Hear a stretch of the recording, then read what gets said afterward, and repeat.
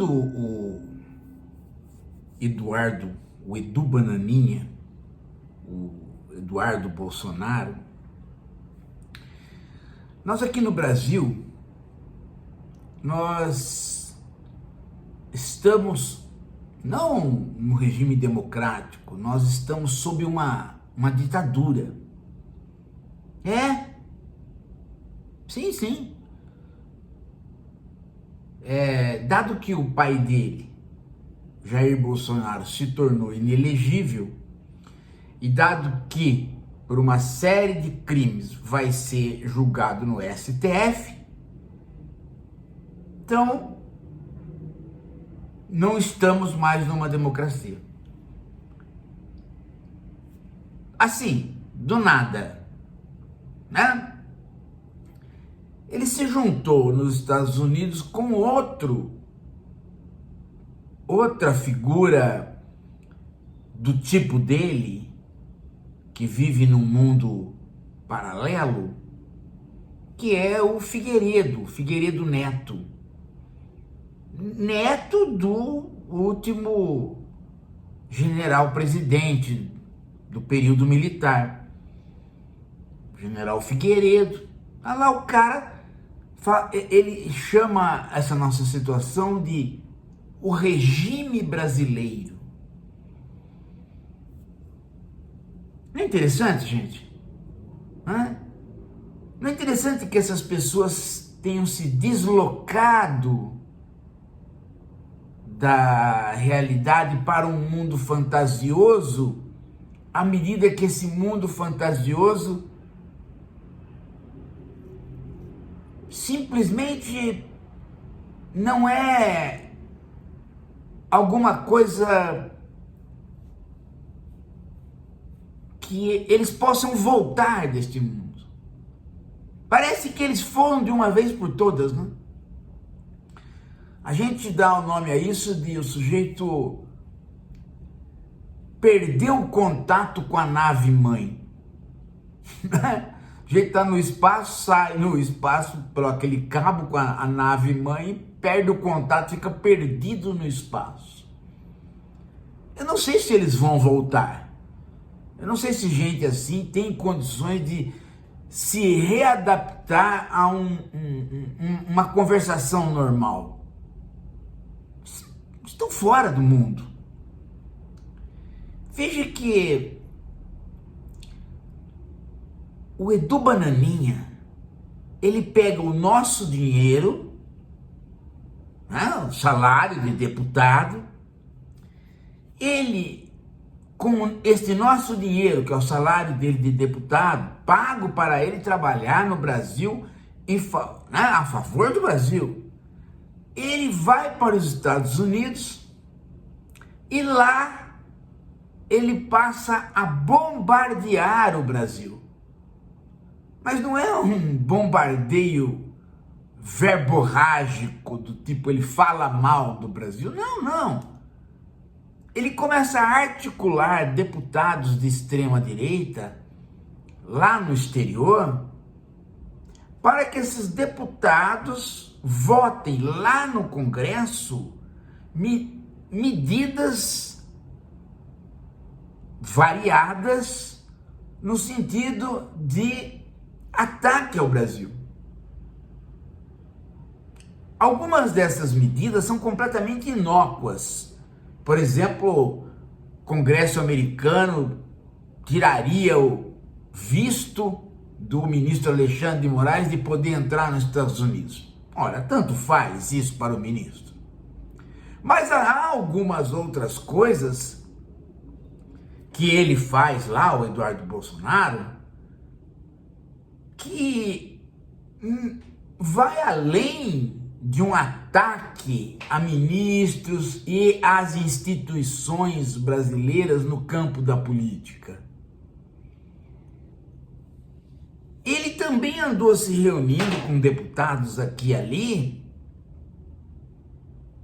para dizer que o Trump está completamente correto no sentido de taxar as exportações brasileiras. Que o Trump está completamente correto de fazer essa política, porque o país dele, Brasil, o país do Eduardo Bolsonaro, o Brasil, precisa ser punido.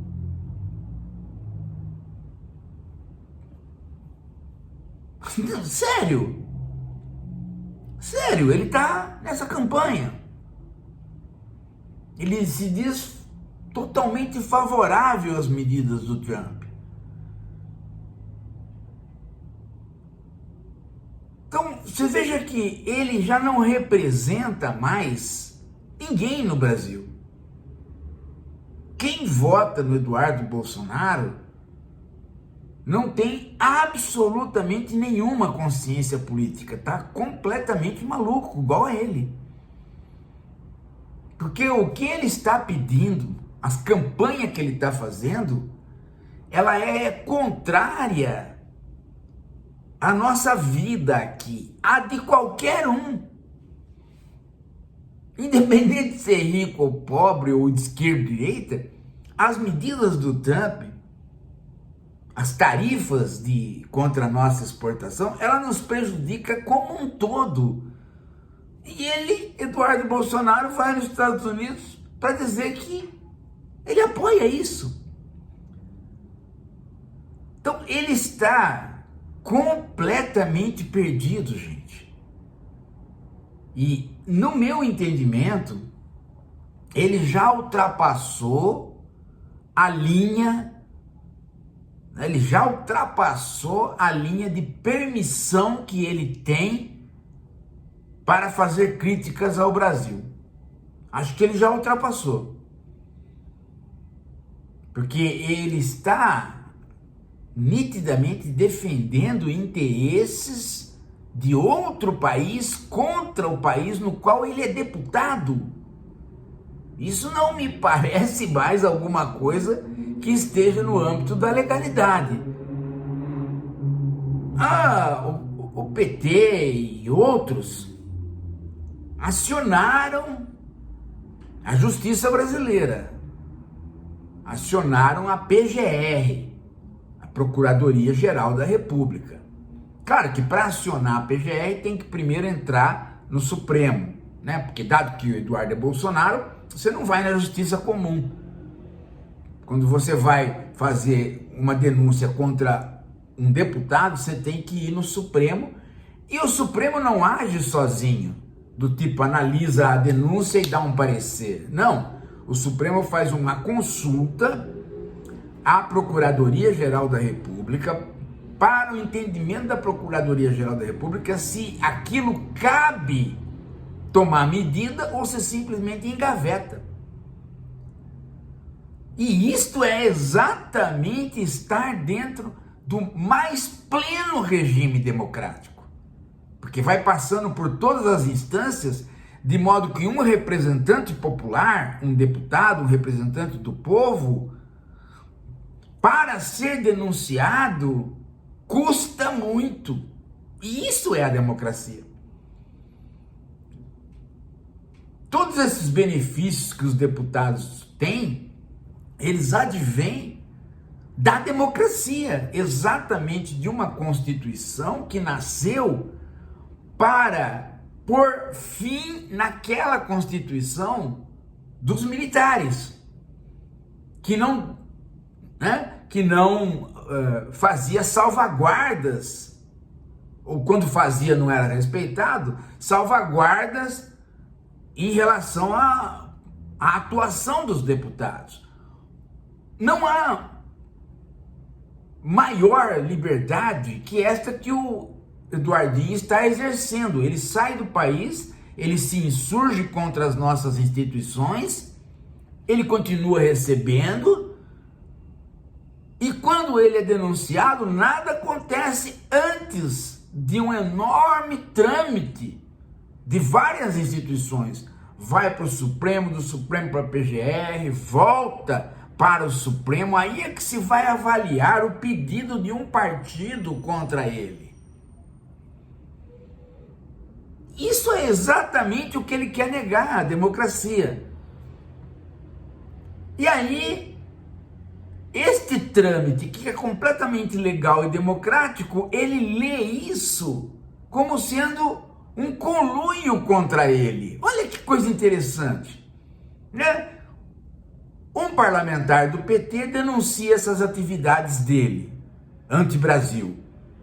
Vai para o STF. Do STF vai para o Supremo, vai para o STF. Do STF vai para a Procuradoria. Da Procuradoria volta para o STF para ser julgado. Isso é o trâmite normal da democracia. Ele chama este trâmite de atividade casada entre PT, Moraes e Gonet. Ou seja, ele não consegue de maneira nenhuma ler nenhuma das leis que nós obedecemos como sendo leis que nós obedecemos. Tudo é feito contra ele na leitura dele. Ele é a pessoa mais importante do mundo. Só vai existir democracia para o Eduardo Bolsonaro se não houver mais lei nenhuma e a vontade dele e do pai dele se realizem. Aí vai ter democracia. Qualquer regra que se puser na frente dele e do pai dele vira ditadura. E assim age o Trump, assim age eles, e uma galerinha completamente imbecilizada fora do mundo começa a seguir essas pessoas como se a gente pudesse viver numa sociedade sem nenhuma regra. Veja que as coisas, né, elas foram se ampliando. Começou com a história da cadeirinha, né? Não vou pôr cadeirinha para criança no carro. Bolsonaro não quer pôr cadeirinha. Depois limite de velocidade. Não vou pôr limite de velocidade.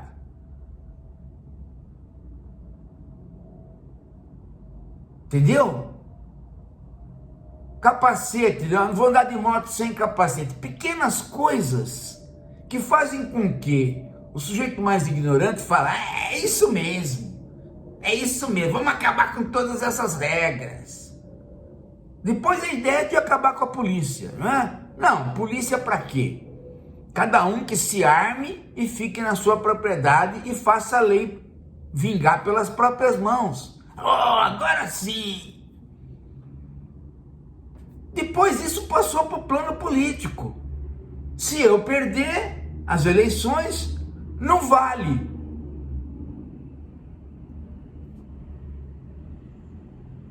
Então, todas as vezes, gente, que há alguma regra, essa regra, se ela bater com algum desejo de Bolsonaro e seus 3 filhos, estamos numa ditadura. Eu vou contra.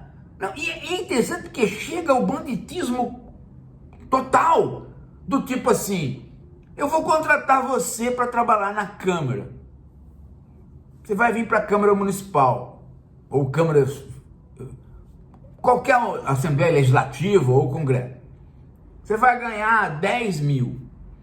Só que 5 você deposita na minha conta. Só que você não deposita na minha conta, tá? Porque senão fica mal. 5 mil você pega e entrega aí pro meu secretário e tal, e ele vai depositando aos poucos na minha conta.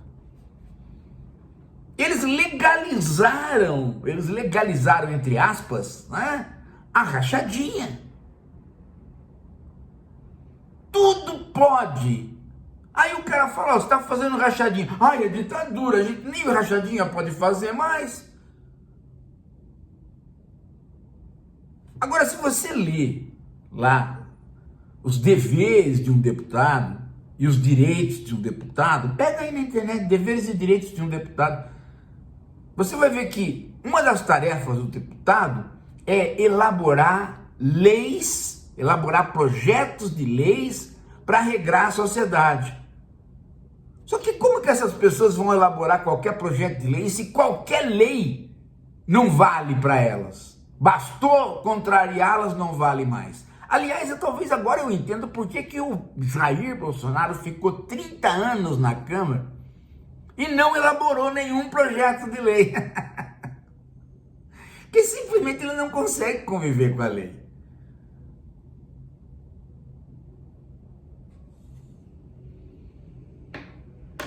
Ele não consegue conviver em sociedade. Nem ele, nenhum dos filhos, nem a piricrente. E simplesmente eles acham que isso é a aspiração por liberdade. Eles perderam completamente a noção do que é regra, lei, sociedade e liberdade.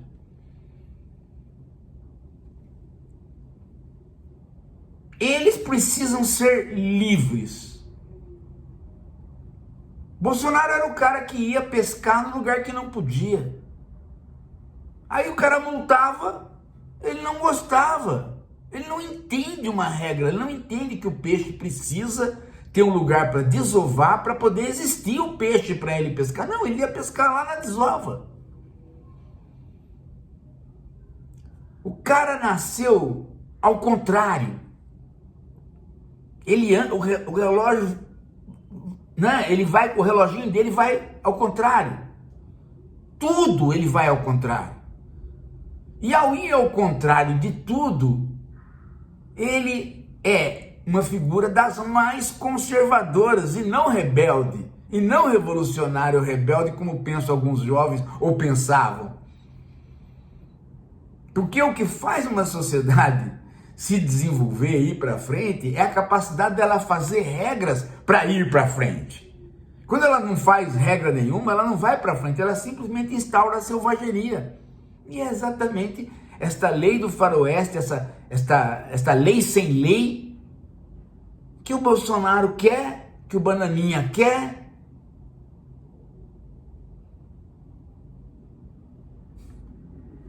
E vai ter que ser punido. Bananinha não pode mais ser deputado, esse cara tem que ser cassado, não é questão de tirar o passaporte.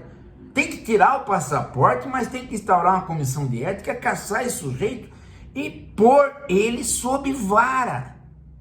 Esse é um tipo de um cara que ele precisa apanhar todos os dias na bunda em praça pública. O Eduardo Bolsonaro. Ele e o pai dele. A gente só não propõe isso porque quando a gente fala que vai apanhar de vara em praça pública, isso é exatamente o que eles querem, porque eles fazem tudo para ser punidos. Eles querem apanhar. Eles querem tomar uma boa sova. Eles têm um terrível complexo de um desejo enorme de autopunição por serem figuras que nunca se desenvolveram, por serem figuras derrotadas, por serem figuras cuja vida pessoal é pobre. Eles falam, nós fracassamos, nós merecemos apanhar. Então eles se põem à prova a todo momento e apanham. E quando apanham, eles ajoelham. Todos eles adoram ajoelhar para um macho. Todos eles são assim. E os bolsonaristas, as figuras que os seguem em casa, você pode reparar, são exatamente essas. Você bateu o pé, eles correm. São covardes. Bolsonarista, o eleitor do Bolsonaro, o fanático, ele é um covarde dentro de casa.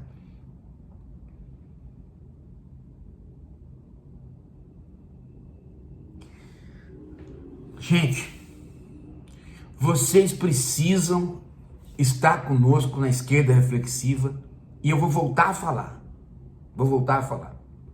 Cada um de nós, gente, para poder ter esperança, precisa dar esperança.